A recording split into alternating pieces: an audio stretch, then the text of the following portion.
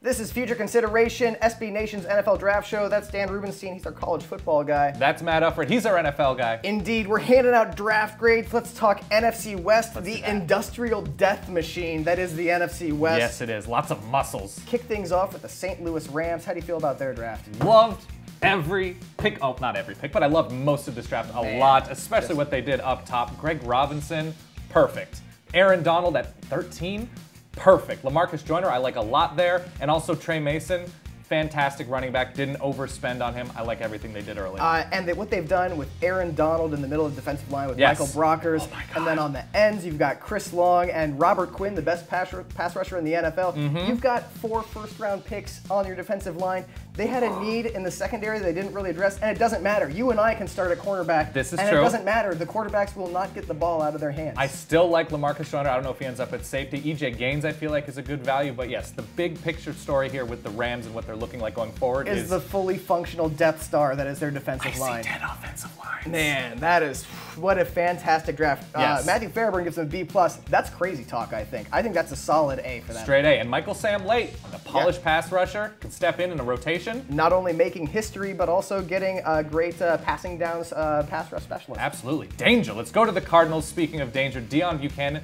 he's going to wound people as well. He's a missile. Yes, he is. That's a dangerous secondary with Matthew coming back eventually from his injury and then Patrick Peterson. That's ridiculous, especially in the NFC West. And they brought in Antonio Cromartie, and they've got a secondary that is going to challenge the Seahawks as one of the best in the NFL. Absolutely. Troy Nicholas is a very big target, especially third down, red zone. I like what he brings to the team. Kareem Martin, the defensive end from North Carolina, I feel like value-wise, talent-wise, he could be very, very good for the Cardinals.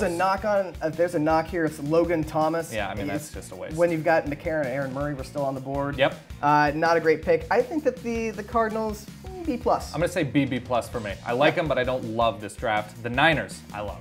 This is a solid draft. They get position of need with safety Jimmy Ward right away. He's going to step in at nickelback, but yes, absolutely. He will be in that secondary mix right away. Carlos Hyde. An interesting pick. I think that kind of speaks to maybe the recovery of Marcus Lattimore. Maybe he's not rehabilitating the way that he needs to. For what kind of running back LaMichael James might be moving forward. But I think with the Niners, it's the middle rounds. They got some great steals. Absolutely. Linebacker Chris Borland. All over the place. Bruce Ellington, a great slot receiver. Maybe the best pure slot other than Brandon Cooks. And Aaron Lynch at defensive end, another talented player. Absolutely. The transfer from Notre Dame, but his ceiling is very high. If he can become a little bit more polished, get some more moves. I really like what San Francisco addressed here. Marcus Martin, where he goes, I like him to step in probably to a guard spot in the next couple years. San Francisco did real well for themselves. I think this is Matthew Fairburn gives him A-. I'd say A-, B+. I'm going to stick with straight A-. I really like this. All right. And the final team, your fighting Seattle Seahawks. Super Bowl 48 champions. Whatever. They traded back 3 times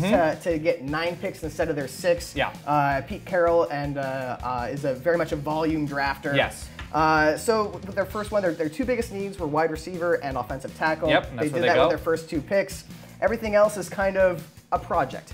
Yes, but they can afford to work guys in, develop guys. Paul Richardson at the top. One of the things I love is great players on terrible, terrible college teams that still can't be stopped. Yeah. That's what Paul Richardson was at Colorado. Absolutely. That was a great pick. Obviously, losing Golden Tate, he can move into a rotation sooner rather than later. Justin Britt, I like as well. Cassius Marsh, he plays angry as well. Yeah. He is a good one. He's going to step into a rotation eventually. I like what they did. There's nothing crazy good. Kevin Pierre-Louis of Pierre-Louis, sorry. BC, yeah. Of outside linebacker, a speed, sideline to sideline guy, really can be very productive. Need to be coached up, but the Seahawks are a team that coaches players up. Not a Kuechly yet from BC, but very good. No. I'm going to go as far as B. He has a B- here. B-. I think this is a solid B draft, and yes. again with the Seahawks, they draft unconventionally and then prove people wrong. So. All right. That is the NFC West. I'm so very scared what a of fantastic most people division. yes, Jeez. that were drafted there. Let us know who won the division and the draft in your eyes. We'll see you soon.